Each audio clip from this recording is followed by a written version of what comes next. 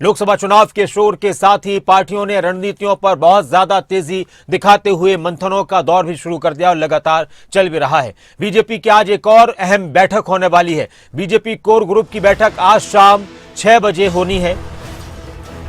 इस बैठक में ओडिशा, बिहार, राजस्थान, महाराष्ट्र, हरियाणा समेत कई राज्यों को लेकर चर्चा होगी। बीजेपी के राष्ट्रीय अध्यक्ष जेपी नड्डा की अध्यक्षता में मीटिंग होनी है। गृह मंत्री अमित शाह भी इस मीटिंग में मौजूद रहेंगे। हरियाणा की बची हुई सीटों पर भी चर्चा होनी है और हो सकता है कि 1-2 दिन में जो 4 सीटों का ऐलान होना है वो भी हो जाए।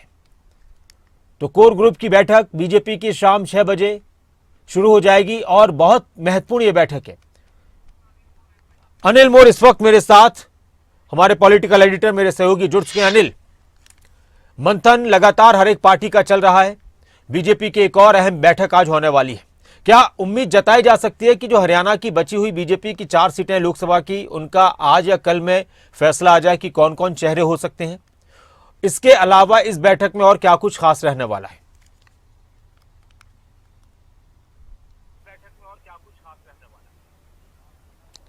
देखिए नासिर, आज दिल्ली में बीजेपी की केंद्रीय कोर ग्रुप की बैठक होनी है। बीजेपी राष्ट्रीय अध्यक्ष जेपी नड्डा की अध्यक्षता में बैठक होगी।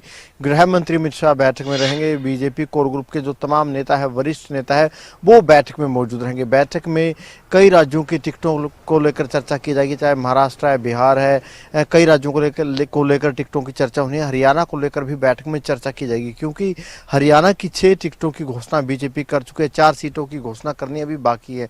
सोनीपत, रोहतक, हिसार और कुरुक्षेत्र, इन 4 टिकटों की बीजेपी की तरफ से घोषणा की जानी है।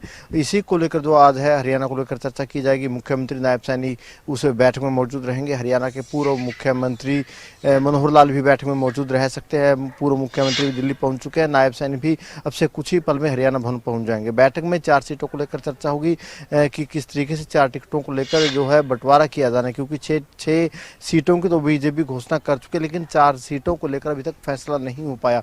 रोहतक की अगर बात करें, रोहतक को लेकर बीजेपी इसी दुविधा में है कि जो मौजूदा सांसद है अरविंद शर्मा, उनको टिकट दिया जाए या उनकी जगह पर किसी और नॉन जाट या किसी जाट चेहरे को टिकट दिया जाए। हिसार टिकट को लेकर भी 3 बड़े नामों को लेकर चर्चा चल रही है, चाहे बात करें captain Abhimanyu, deputy speaker Ranveer Gangwa या कुलदीप बिश्नोई, इनके नामों को लेकर मंथन चल रहा है। मैं एक एक करके आपसे कुछ सीटों पर बात करना चाहता हूं, जिसमें कुछ करनाल की अगर बात की जाए तो करनाल से मनोहर लाल का नाम आ चुका है बीजेपी की तरफ से, लेकिन अभी कांग्रेस आम आदमी पार्टी ने कोई प्रत्याशी नहीं दिया, इनेलो ने कोई प्रत्याशी नहीं दिया, जेजेपी ने कोई प्रत्याशी नहीं दिया। कुरुक्षेत्र से 2 उम्मीदवारों के नाम का ऐलान हो चुका है। अभय चौटाला इनेलो से और सुशील गुप्ता आम आदमी पार्टी और कांग्रेस से। कुरुक्षेत्र और करनाल पर हम अगर बात करते हैं, सबसे पहले कुरुक्षेत्र पर बीजेपी की तरफ से कौन उम्मीदवार हो सकता है, किसके नाम पर चर्चा चल रही है? नायब सैनी हरियाणा के मुख्यमंत्री हैं, कुरुक्षेत्र से सांसद भी हैं, तो करनाल के साथ साथ कुरुक्षेत्र भी बहुत अहम सीट बीजेपी के लिए बन जाती है। जीतना भी बहुत अहम हो जाता है। यहां पर टक्कर काफी होने वाली है, हॉट सीट बन चुकी है ये। अनिल, जेजेपी और बीजेपी का क्या लग रहा है करनाल की सीट पर रुख?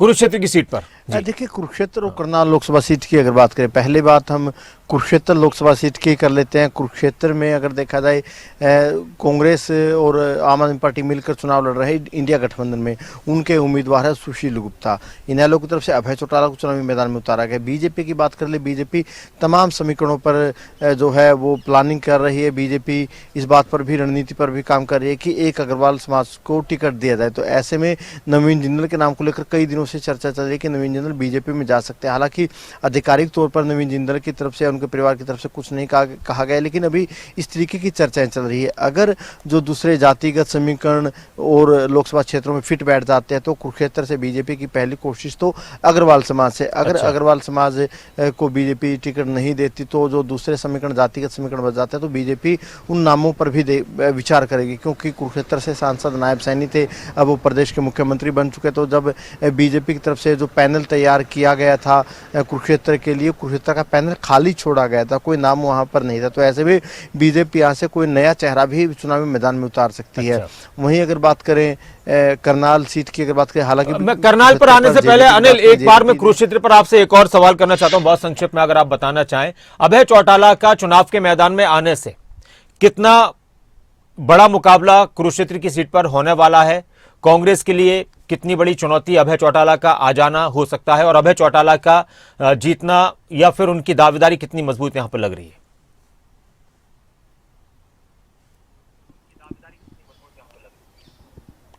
देखिए, अभय चौटाला अगर बात करें कुरुक्षेत्र लोकसभा सीट की बात करें, कुरुक्षेत्र लोकसभा सीट से पहले भी चुनाव लड़ चुके हैं। जब इनेलो पार्टी जब एक इनेलो एक होती थी तब वो कुरुक्षेत्र से लड़े थे नवीन जिंदल से, हालांकि वो चुनाव हार गए थे लेकिन अच्छे खासे वोट उन्होंने लिए थे। अब अभय चौटाला एक बार फिर चुनावी मैदान में। अभय चौटाला के लड़ने से सीधा सीधा कहना कहीं आपने कहा कि कांग्रेस आम आदमी पार्टी को बड़ी चुनौती मिलेगी, वो स्वाभाविक सी बात है, क्योंकि जिन वोटों पर आम आदमी पार्टी और कांग्रेस क्लेम करेगी उनमें सीधा सीधा डेंट अभय चौटाला पहुंचा के कुरुक्षेत्र लोकसभा सीट पर जाट मतदाताओं की संख्या सबसे ज्यादा कह सकते हैं, तो ऐसे में अभय चौटाला भी वहां पर सेंध पहुंचाएंगे। इसके अलावा सिख मतदाताओं की संख्या अच्छी खासी है, किसान वर्ग की भी बड़ी तादाद वहां पर, तो ऐसे में जिन वोटों पर कांग्रेस क्लेम करेगी सीधा सीधा अभय चौटाला के आने से वहां पर सीधा सीधा नुकसान कांग्रेस आम आदमी पार्टी को रहेगा। और अभय चौटाला के आने से जो कुरुक्षेत्र लोकसभा सीट का जो चुनाव है हाई प्रोफाइल चुनाव बन चुका है, होट चुनाव वहां पर बन चुका है वो। ठीक है, अब करनाल की बात करते हैं। अनिल, पूर्व मुख्यमंत्री मनोहर लाल मैदान में है, जीतने का पूरा दावा किया जा रहा है। सीएम सिटी के रूप में करनाल अब तक जानी जाती थी और कल से ही शुरुआत हो रही है प्रचार के अभियान की भी करनाल से ही शुरुआत हो रही है प्रचार की।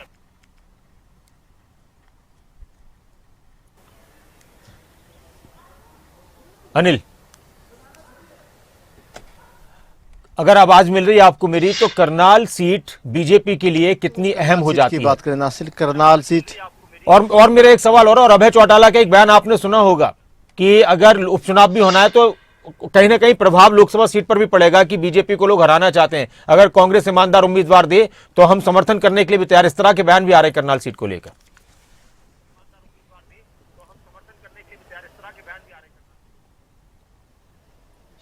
देखिए नासिर, अगर बात करें करनाल सीट बीजेपी की एक मजबूत सीटों में से एक है, सेफ सीट करनाल बीजेपी की कह सकते हैं, क्योंकि यहाँ पर संजय भाटिया जब पिछली बार जीते थे 2019 में एक रिकॉर्ड मतों से वो जीते थे। इस बार पूर्व मुख्यमंत्री मनोहर लाल चुनावी मैदान में है, बीजेपी ने पूर्व मुख्यमंत्री को चुनावी मैदान में उतारा, तो उस नाते कहना कि जो करनाल सीट है प्रदेश की सबसे हॉट सीटों में से एक बन जाते हैं, यूं कहे कि प्रदेश की सबसे हॉट सीट करनाल कह सकते हैं और बीजेपी की सबसे सेफ सीटों में से एक है, क्योंकि खुद मनोहर लाल चुनावी मैदान में 9.5 साल तक वो प्रदेश के मुख्यमंत्री रहे। इस बार भी ये तय है कि वो लोकसभा में जब जाएंगे, जीत के यहाँ से जाएंगे, तो अगर वो जीत कर लोकसभा में पहुंचते हैं तो केंद्र में उनको एक बड़ी भूमिका मिलेगी। केंद्र में उनको भूमिका क्या रहेगी, लेकिन इतना जरूर है कि उनको एक बड़ी भूमिका केंद्र में मिलेगी। तो उस नाते बीजेपी की मजबूत सीटों में से, सेफ सीटों में से मुकाबला किस तरीके का रहेगा इसकी अगर बात करें, जेजेपी इस सीट पर उम्मीदवार उतारेगी नहीं उतारेगी बाद की बात है। करनाल सीट पर इनेलो के पास भी ज़्यादा कुछ नहीं है।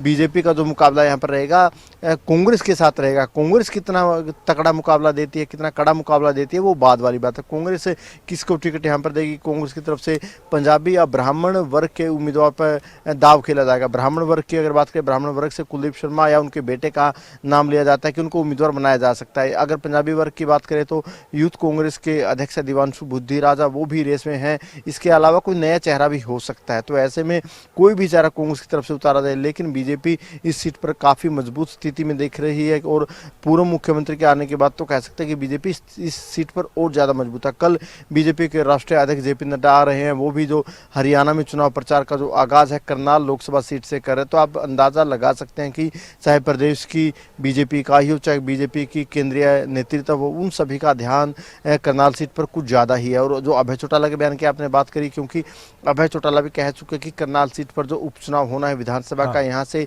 मुख्यमंत्री नायब सैनिक का चुनाव लड़ना लगभग तय है। तो ऐसे में अभय चौटाला ने विपक्षी नेताओं से अपील की है कि सभी विपक्षी नेता मिलकर अपना एक संयुक्त उम्मीदवार उतारे ताकि बीजेपी को कड़ी टक्कर दी जा सके। यानी अभय चौटाला को पता है कि अगर विपक्षी दल अकेला अकेला अपना उम्मीदवार उतारेगी तो नायब सैनिक को वहां पर हराना काफ़ी मुश्किल होगा, क्योंकि करनाल सीएम सिटी रही है लगातार 2 बार से। मनोहर लाल वहाँ से विधायक बने हैं, फिर प्रदेश के मुख्यमंत्री बने, अब नायब सैनिक वहाँ से चुनावी मैदान में रहेंगे, तो उस नाते करनाल पर बीजेपी का दावा और ज़्यादा मजबूत बनता है। मुझे आपसे कुछ और सीटों पर भी अनिल डिस्कस करना है, बहुत संक्षेप में आप जल्दी जल्दी उसके बारे में बताएं। सिरसा की सीट को कितने हिसाब से, आप किस हिसाब से देखते हैं कि किसके लिए बहुत अहम और मजबूत नजर आ रही है? सुनीता दुग्गल का टिकट कटने की वजह क्या रही? सिरसा पर कांग्रेस भी जीती है, इनेलो भी जीती है, बीजेपी भी जीती है, तो सिरसा सीट भी बहुत अहम हो जाती है हरियाणा की राजनीति में और ये इलाका भी बहुत अहम माना जाता है। इस पर आपका क्या विश्लेषण है? सिरसा की सीट पर इलाका भी बहुत अहम माना जाता है।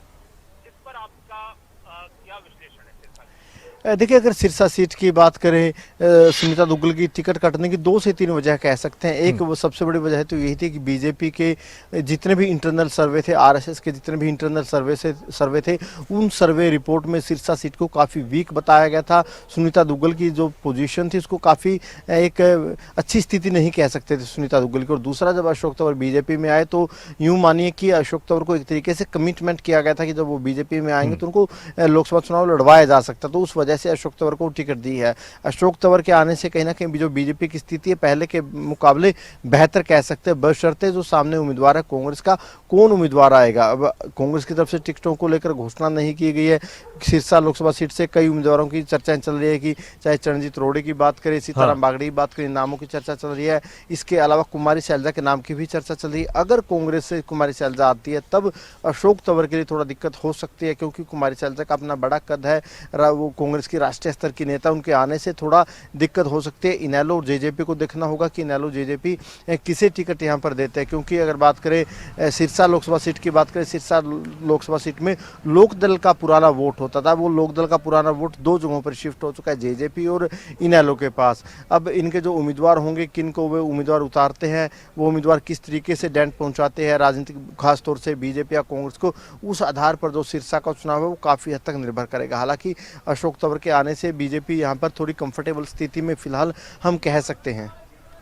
और रोहतक की अगर बात की जाए, रोहतक भी बहुत हरियाणा की हॉट सीट मानी जाती है। अभी तक यहां से किसी भी पार्टी का उम्मीदवार सामने नहीं आया है। बीजेपी और कांग्रेस की खासतौर से रणनीति क्या लग रही है इस सीट पर? और रोहतक ही वो सीट है जिसके बारे में कहा जा रहा था कि जेजेपी को बीजेपी ने ऑफर की थी कि आप रोहतक से लड़ लीजिए। जिसके बारे में कहा जा रहा था कि जेजेपी को बीजेपी ने ऑफर की थी कि आप रोहतक से लड़ लीजिए।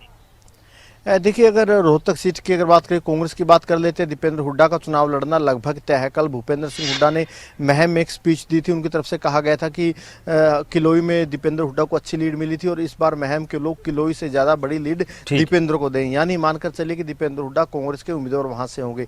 बीजेपी की अगर बात कर लेते हैं, बीजेपी से अरविंद शर्मा सांसद थे, इस बार क्या अरविंद शर्मा को टिकट दिया जाएगा, उनका टिकट काटा जाएगा? लगातार टिकटों को लेकर मंथन चल रहा है। अगर सोनीपत से ब्राह्मण को टिकट दिया जाता है बीजेपी में, तब अरविंद शर्मा का यहाँ से टिकट कट सकता है। अगर ब्राह्मण को सोनीपत में टिकट नहीं मिला, तब यहाँ पर अरविंद शर्मा का दावा मजबूत हो जाता है। इसके अलावा और नामों पर भी बीजेपी में चर्चा चल रही है, चाहे हम बात करें बाबा बालकनाथ, ओम प्रकाश धनखड़, नांदल, ये कई ऐसे उम्मीदवार हैं, रणदीप हुड्डा का नाम भी आता है, जिनको लेकर यहाँ पर मंथन चल रहा है।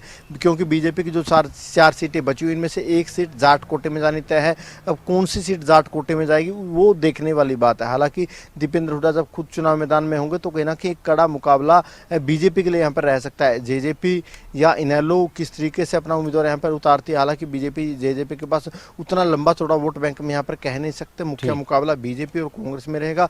बीजेपी यहाँ पर जाट कार्ड खेलती है या नॉन जाट को टिकट दिया जाता है, वो उस पर काफ़ी हद तक निर्भर करता है। लेकिन ये मानिए कांग्रेस जो अपनी सबसे मजबूत सीटें मान रही है, कांग्रेस के जो इंटरनल सर्वे है उनके आधार पर कांग्रेस अपनी सबसे सेफ सीटों में, सबसे मजबूत सीटों में रोहतक सीट को मान रही है। लेकिन मुकाबला यहाँ पर काफ़ी कड़ा रहेगा। बीजेपी किस रणनीति के तहत यहाँ पर टिकट देती है, किस रणनीति के तहत उम्मीदवार को उतारा जाता है, इतना जरूर मानकर चलिए कि रोहतक सीट पर काफ़ी कड़ा मुकाबला, कांटे का मुकाबला रहेगा।